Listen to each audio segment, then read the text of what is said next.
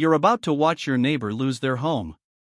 Not because they're irresponsible with money, not because they took on reckless loans they couldn't afford, not because they lied on their mortgage application, skipped payments, or lived way beyond their means. No. They're going to lose it for one simple reason. Like tens of millions of other hardworking, everyday Americans just like you and me, they swallowed the exact same comforting, endlessly repeated lie that has been aggressively sold nonstop for the last 4 straight years by real estate agents, mortgage lenders, home flipping YouTubers, TikTok investors, financial podcasts, cable news segments, government housing programs, and even family members at holiday dinners.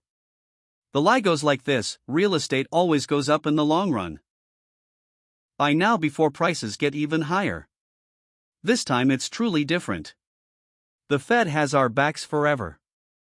Housing never corrects nationally. The market is unbreakable. Homeownership is the safest, most reliable path to building wealth. Get in now or get left behind forever. Right this very moment, January 18, 2026, a $12 trillion time bomb is sitting quietly, for now, inside the U.S. residential housing market, and the fuse isn't just lit, it's already burned through more than half its length. You can practically hear the hiss getting louder every single day if you know what to listen for. The one number that should stop you dead in your tracks, make your stomach drop, and force you to re-examine every financial assumption you've made in the last 5 years is this: 67%. That is the share of the median American household's total net worth currently trapped inside home equity. 67 cents of every dollar of wealth the average family believes they own is tied directly to the current market value of the house they live in. Retirement savings, college funds for the kids, emergency cushions, inheritance plans, dream vacations, 67% of it all hinges on one single, illiquid, highly leveraged asset. All your eggs in one extremely fragile basket. And that basket is teetering right on the edge of a very steep cliff, with stronger and stronger gusts of wind blowing up from below. Over the next several thousand words, because this deserves the full, unfiltered, no sugarcoating, no rushed summary explanation, I'm going to walk you through step by painstaking step. What is actually happening behind the headlines, why it's happening right now in early 2026, exactly how we arrived at this precarious point after years of policy decisions and market psychology, the eerie historical precedents that match our current situation almost frame for frame, the precise rung of the leverage ladder where we are standing today, the domino sequence that has already begun to topple, and the order in which the rest will fall.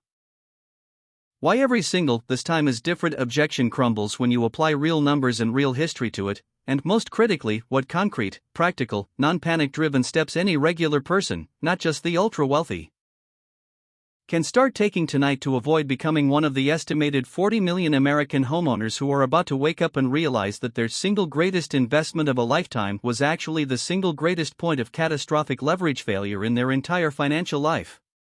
This is not conspiracy theory. This is not sensationalist clickbait designed to scare you into buying gold or crypto.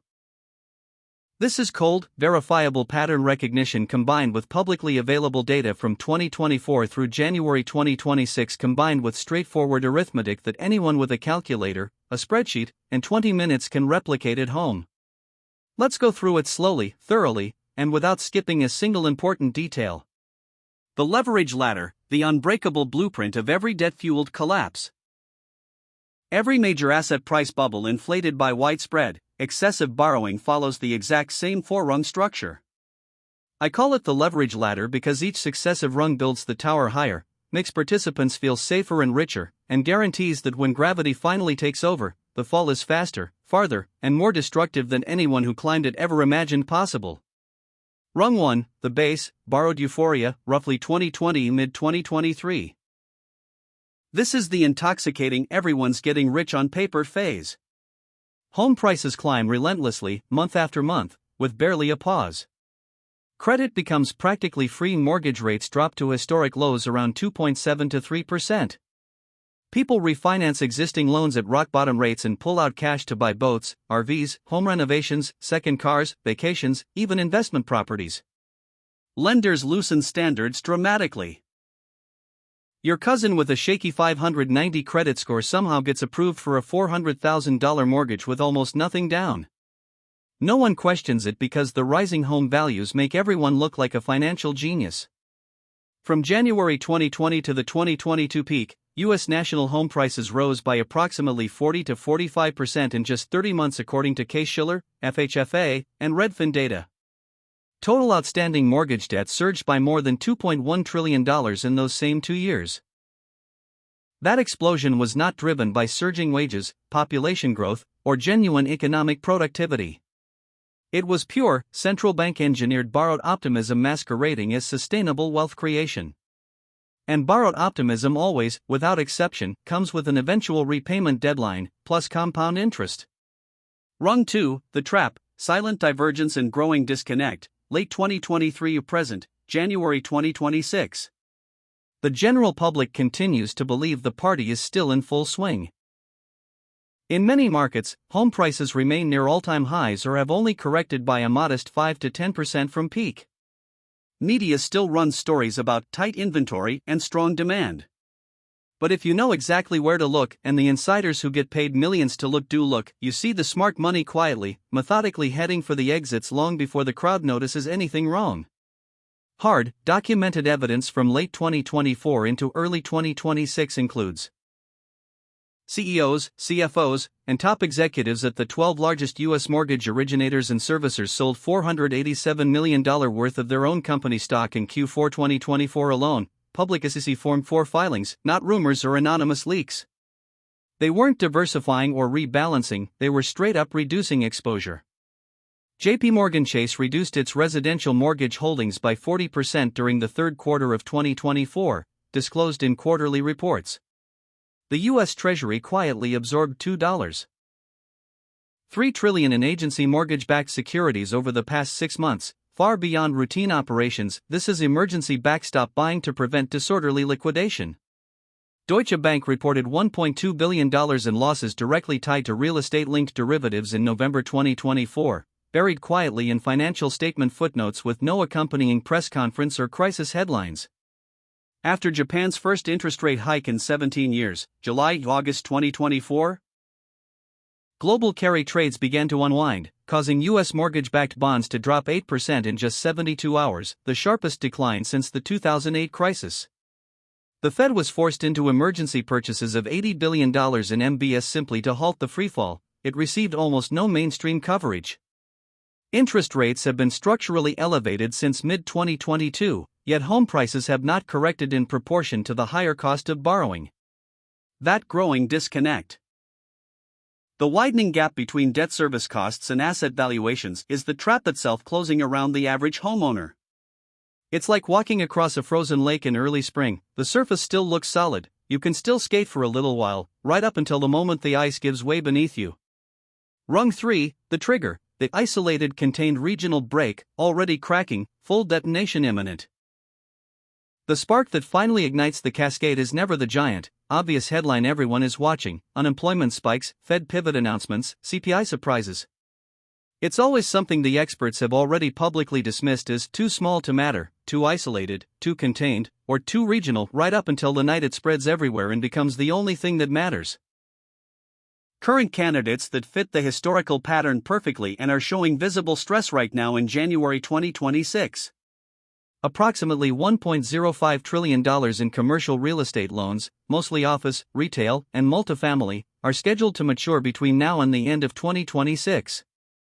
Large portions of that exposure sit in buildings that are 30 to 50% vacant in many major metros because remote/hybrid work has become permanent for millions of office employees. Commercial mortgage default rates are already running at roughly 12%, triple the long-term historical average. U.S. banks collectively hold $210 trillion in notional derivatives exposure, about 8 times the entire U.S. GDP. The majority consists of interest rate swaps and credit default swaps directly linked to real estate debt. It's one enormous, circular web of interlocking counterparty promises that functions flawlessly as long as everyone can meet margin calls. The moment one major player fails to post collateral, trust evaporates overnight, counterparties freeze lending, and the entire web seizes up. Deutsche Bank's $1.2 billion real estate derivative loss disclosed in November 2024 was the first clear public fracture in that web. Credit card delinquency rates hit 13-year highs of 3.1% in October 2024 data, New York Fed Household Debt and Credit Report. When households start prioritizing credit card minimums over mortgage payments, the domino effect accelerates dramatically. When one big link in the chain snaps, whether it's a regional bank failure, a major derivative counterparty miss, or a wave of commercial foreclosures, counterparties pull back, liquidity dries up instantly, banks hoard cash, interbank lending freezes, and credit markets lock completely.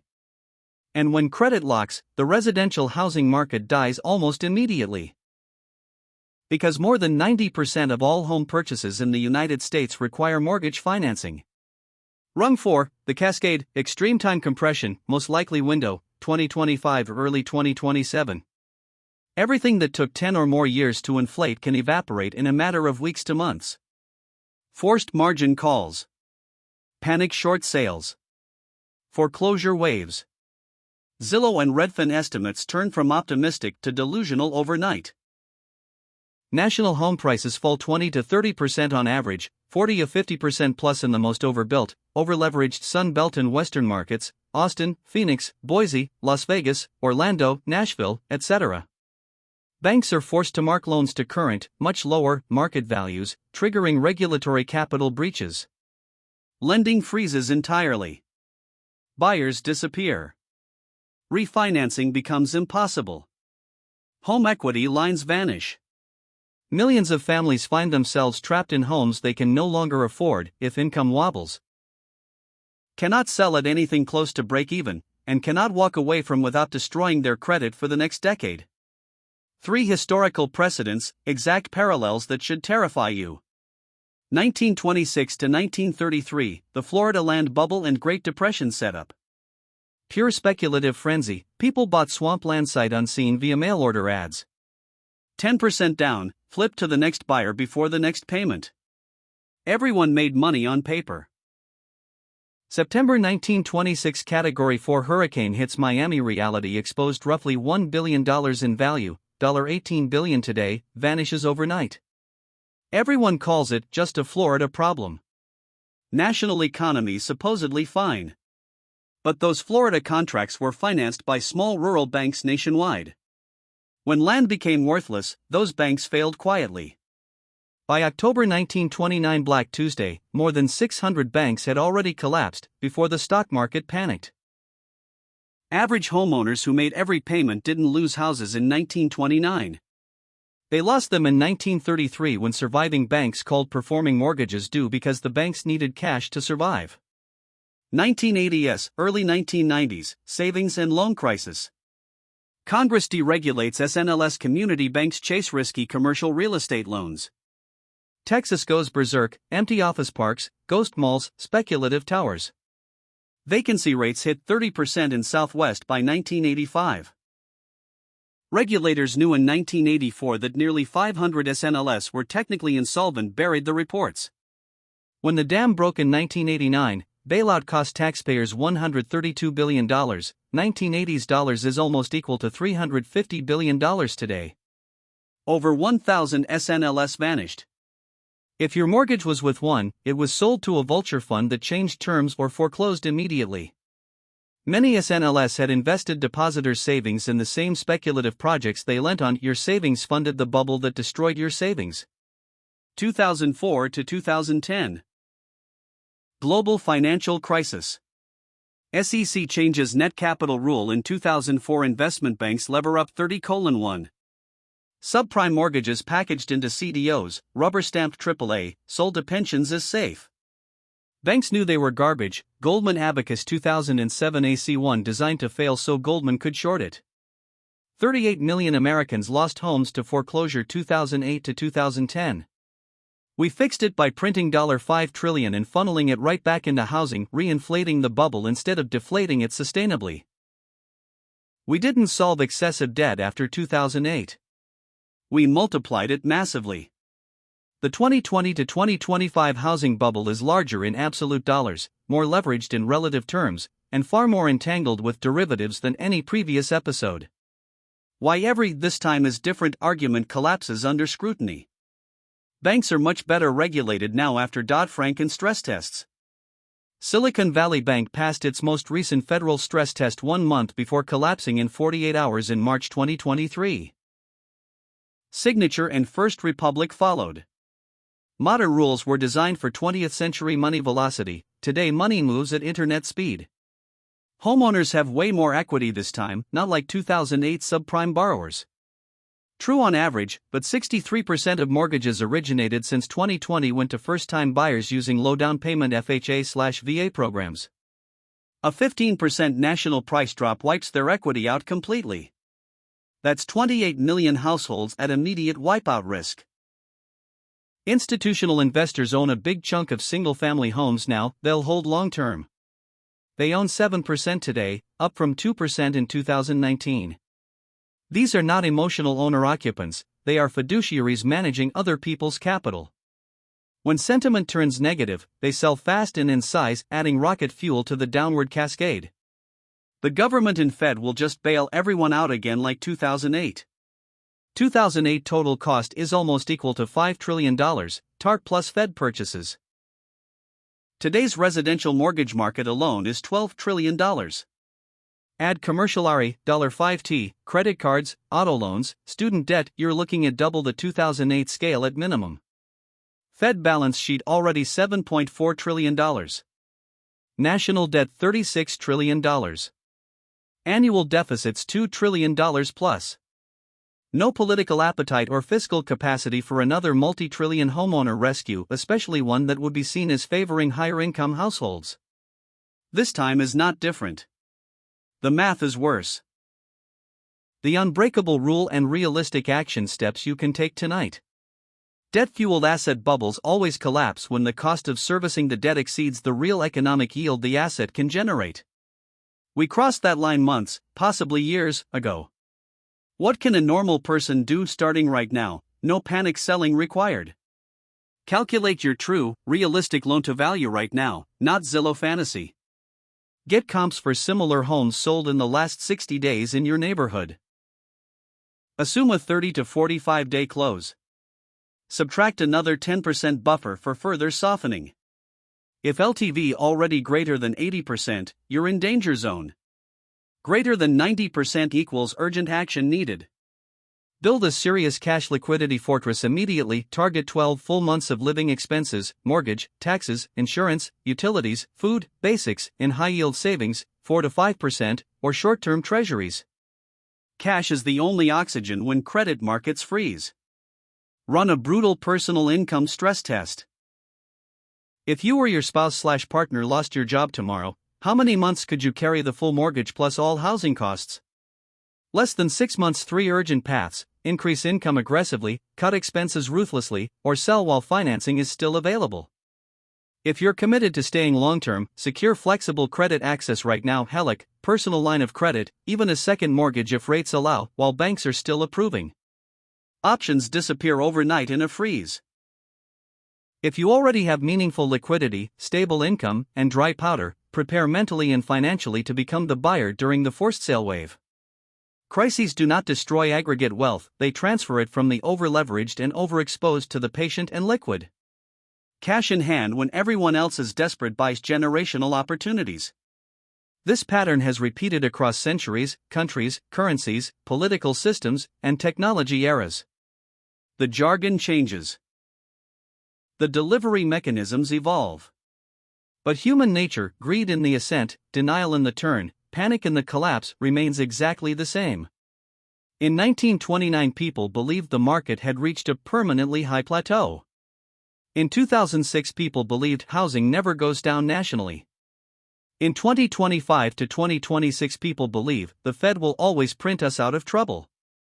The Fed does not exist to protect your household balance sheet. It exists to protect the payment system and the largest institutions within it. If preserving the system requires letting millions of individual homeowners absorb massive losses, history shows they will make that trade every single time, without hesitation and without apology. 40 million American homeowners are not about to lose everything because of random bad luck or some cosmic accident. They are about to lose everything because the mathematics of extreme leverage and unsustainable debt service burdens eventually demand destruction. Debt must be extinguished. One way or another. And if you're standing on the wrong side of that equation when the unwind reaches full speed, no amount of hope, positive thinking, prayers, or "the government will save us" narratives will stop the process. The trigger has already been pulled. The first visible cracks are spreading. The cascade is loading. The only remaining question is whether you take deliberate steps tonight to move yourself out of the direct line of fire before the full collapse arrives. In Part 2, coming soon, I'll break down the 3 specific regional markets most likely to crash first and hardest, with current data showing why. The exact banking sector signal that confirms the cascade has officially begun, so you'll know before the headlines do. The one narrow asset class that historically gains real purchasing power when residential real estate implodes, and how to position safely. Subscribe, turn on notifications, and stay sharp. Events like this can shift from slow-motion warning signs to light-speed panic almost overnight. By the time the evening news starts covering it in earnest, the window for proactive, protective positioning will already be slamming shut. In every major financial crisis throughout history, fortunes are not destroyed forever. They are simply transferred. From those who believed the comforting story too long and too deeply, to those who saw the math clearly and acted accordingly while there was still time. Decide tonight which side of that transfer you intend to be on. The clock is ticking louder every day.